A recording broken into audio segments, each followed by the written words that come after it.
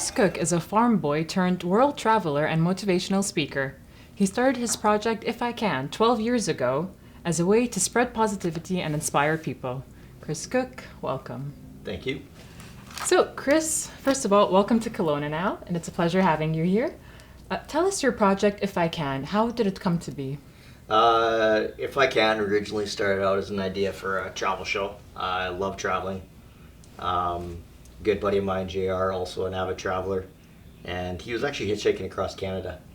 And on his way, I was living in Ottawa at the time, going to Carleton University, and he stayed at my place, and we got sitting around talking one night about places we'd like to go, places we'd been, yada yada yada. And that'd be kind of a neat idea for a travel show. There's all kind of travel shows out there. Ours would be unique in that there's a guy with arms and legs going to all these places. And we partnered up with a production company out of Los Angeles and filmed the pilot for the show.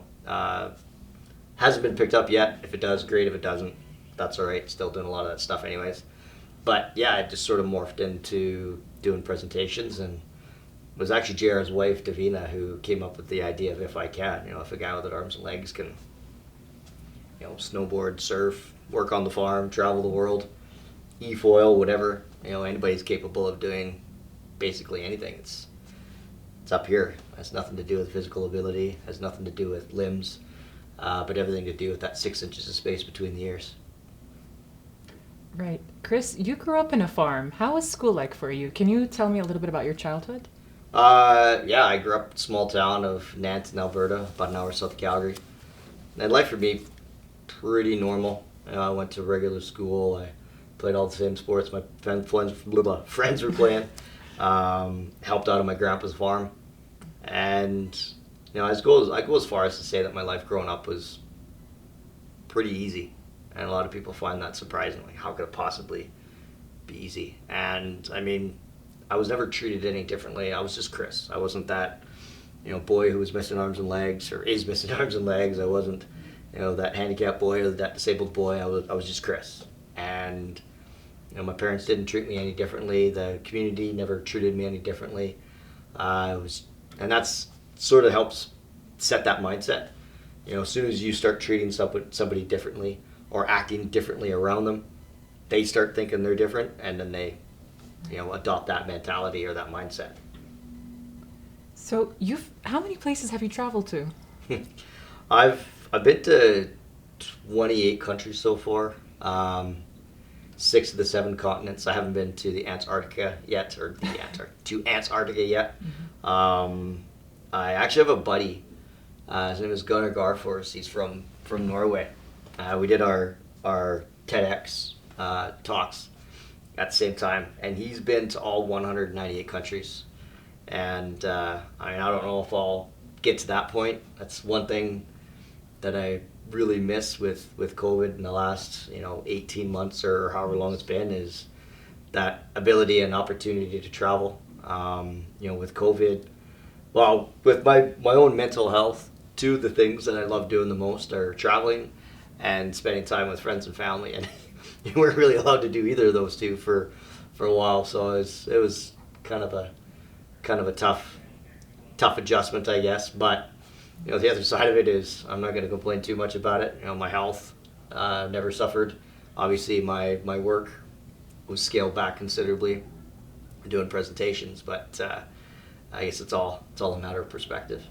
Tell me about these presentations. Now, you studied history and psychology and went to work with the War Amputations of Canada, and now you're a motivational speaker. How did this happen? Actually, when I first got out of high school, I took broadcasting, and then time off, went over to Ottawa, studied history and psychology at Carleton, and I don't know, I just I like experiencing life. So it might seem like there was really no direction or no rhyme or reason to where I was going in that. Yeah. It was, I've always loved history. When I started taking history courses, I had a couple of psych electives, and I thought that was really, really cool. I wanted to take some more of those. I probably learned more about myself than I did, the mind, when I took the psych courses. But yeah, and then I worked for I've always been involved with the War Amps Child Amputee program. So while I was out in Ottawa going to Carleton, I worked part time with them, doing various jobs from helping them with the seminars and conferences that they do to helping in the audiovisual of the documentaries that they produce. So yeah, it's a little bit, and it's a great organization. Anytime I have the opportunity to help them out, whenever. Sorry, can you speak more about CHAM for those who are not familiar with it? Yeah, so the War Amps, the War Amputations of Canada was an organization started just after the First World War as a support group for soldiers coming back who had lost limbs or a limb, and then obviously grew after the Second World War, and they started the key tag service as part of it was a way to create employment for a lot of these guys, and it was a fundraiser, and they had all this money that they'd been raising through the key tag program, so they started the Child Amputee or the CHAMP program in 1975, and basically helping child amputees across Canada. And so when I became a part of the organization, and I think it was like 82 or 83 or something like that, I had a lot of great mentors and a lot of great role models and support, and just such an amazing organization. Like I said earlier, I've always taken the opportunity to help them out in any shape, way, or form that I possibly can.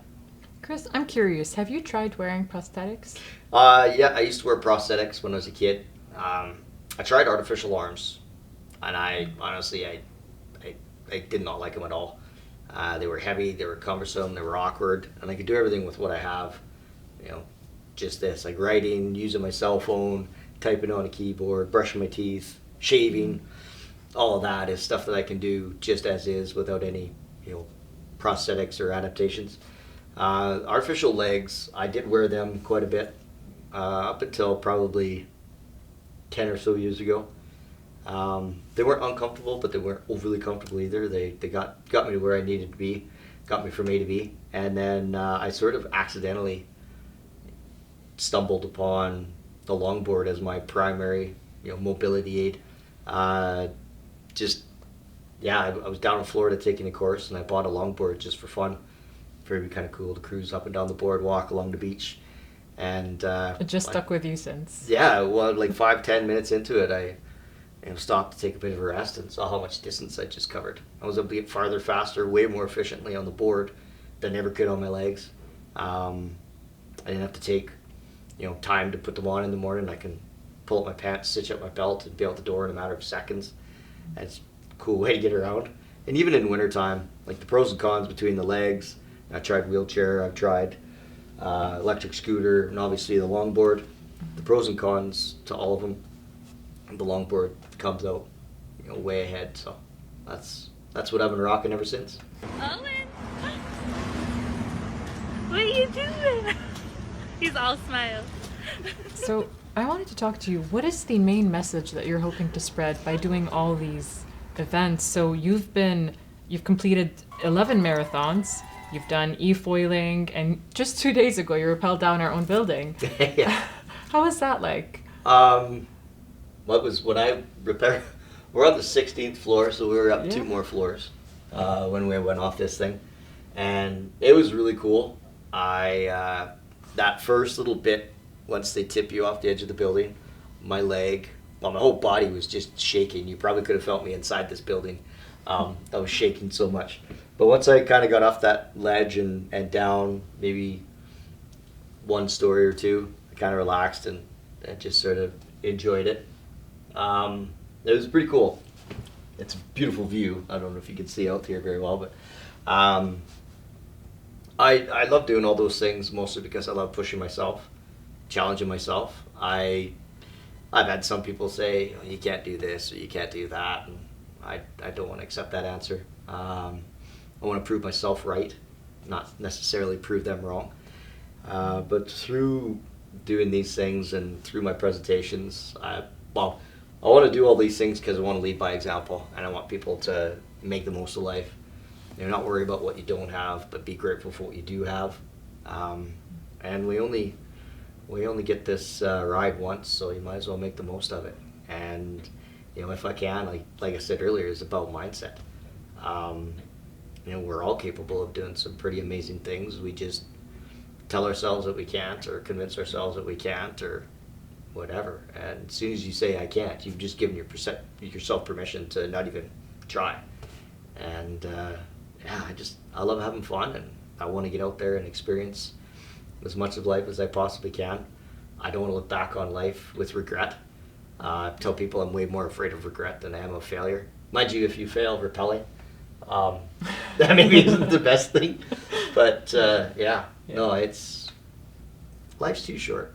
Life's too short. And maybe some might say rappelling up the side of the building is a great way to shorten life, but I don't know, stuff like that. I mean, there's backups, to back up those backups, especially when it's a fundraiser for Easter seals. So tell me, Chris, what are your new projects? What are you working on now?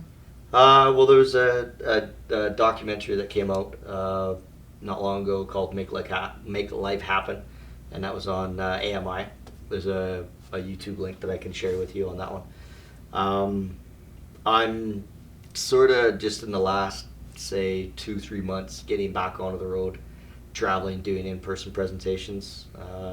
For a while there, because of COVID, it was all online, virtual presentations, which it was great to be able to continue working, but it's just not the same when you can't, do the presentation in person and react to the crowd. And I use a lot of humor in my presentations. I use a lot of humor in life. That whole mindset started from day one. The day I was born, when my grandma heard I was born missing arms and legs, her reaction was to say that my dad never finished anything he started. So just that, the humor is great because it breaks down barriers when you're doing a presentation, and people are not like, kind of like, oh, this guy's not going to be a serious preachy speaker. This is going to be fun. Also too, it's a great icebreaker when you meet people for the first time. They're not too sure what to say, how to react. You crack a few jokes, it puts them at ease, and I just realize I'm a regular dude, enjoying life, having fun. And I love laughing. I love making people laugh. So, yeah. So it's nice to, when you use humor in a presentation, to be able to hear the laughs, see the reactions, and trust that it's working. And I miss the travel aspect to it as well. I mean, I've been to a lot of the places in the States that I'm going back to already, but I would rather go back somewhere again than be stuck at home, unable to travel. Well, you're also new to Kelowna, right? How are you Yeah. liking it so far? I only moved here back in March. I moved here for milder winter weather as opposed to southern Alberta. And I mean, it's a fun city. It's a beautiful city. I love being close to the water. I've got good friends and some family out here, so it's a move that I've been contemplating doing for a while, and finally just decided to. Well, I guess it goes back to what I preach myself. Be afraid of regret instead of failure. Don't want to look back at life saying, geez, what would it have been if I had moved to Kelowna? I moved to Kelowna now, and I'm loving it. It's been absolutely awesome, and stuff like this. The city's been pretty good at welcoming here, so it's been a lot of fun. You've been very active yourself. You've been involved in a lot of charities. Thank you. Thank you for taking the time to do that. Well, yeah, all of these things have sort of landed on my lap, so to speak. And yeah, it's been a busy summer and beginning of fall so far. So yeah, it's been a ride. How do you motivate yourself? You're a motivational speaker, but what do you tell yourself, or how do you push yourself? I mean, so far this whole interview, it's been positivity and happiness and all that kind of stuff, and most of my life is that, but it's not to say that there isn't those down days. Those mornings where you wake up and you're just not feeling it. So a lot of it is checking back into the things that I preach and talk about myself, but also too, I mean, there's a lot of great material out there, whether you browse Facebook or YouTube or self-help books and stuff like that. There's so much out there to get you going. But there's certain people in my life too that if I'm not feeling it, get them on the phone and have a visit and get some laughs in, and that turns it around. But also, again, that be afraid of regret than failure. I don't want to sit at home feeling sorry for myself, being in a funk when I could get out there and enjoy life. And even, if I'm not feeling it, I try and force myself to get outside, get on my board, and do the rails and trails, or board around downtown, or past the water, or along the water, and remind myself why I'm here. Get the body moving, get the blood flowing, oxygen pumping through the brain, and maybe there's something that's going on in life that's kind of got you down.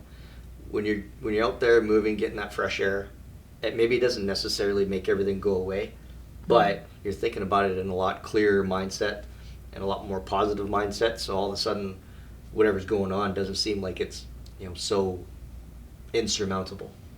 So yeah, sometimes it's tough to see the forest through the trees. Sometimes it's tough to give yourself that nudge to get out and get moving. But more often than not, if not every time, when you do that, it definitely turns things around. Mm-hmm. So having better weather throughout the whole year makes that a lot easier to do. There's times living in Alberta, it's 20 below and there's a foot of snow on the ground. Getting around is pretty tough hard for somebody. It's pretty tough for anybody when the conditions are like that, but it's especially difficult for me. So yeah, I'm hoping, I'm banking on a funner winter this year that's opposed to other years. Yeah, welcome to Kelowna. Thank you very much. Just give me one piece of advice or one quote that you would like to finish off with, or that you would advise others. Well, there's a few that I lean into. What if our purpose in life is to have fun and enjoy it? We make life a lot more complicated than it needs to be. We overthink things, we overanalyze things. I think we just need to keep it simple. Take each day one day at a time, and just enjoy it. Yeah, there's going to be hurdles, there's going to be obstacles, there's going to be rough patches, and our responsibilities that we need to take care of. But try and have fun doing all of it. Or if you can't have fun doing the hard things, make sure you're having fun doing the other things. Thank you so much, Chris Koch. Thank you for being here and speaking with us. And thank you very much, sir. good luck in all your future endeavors. Thank you. Goodbye.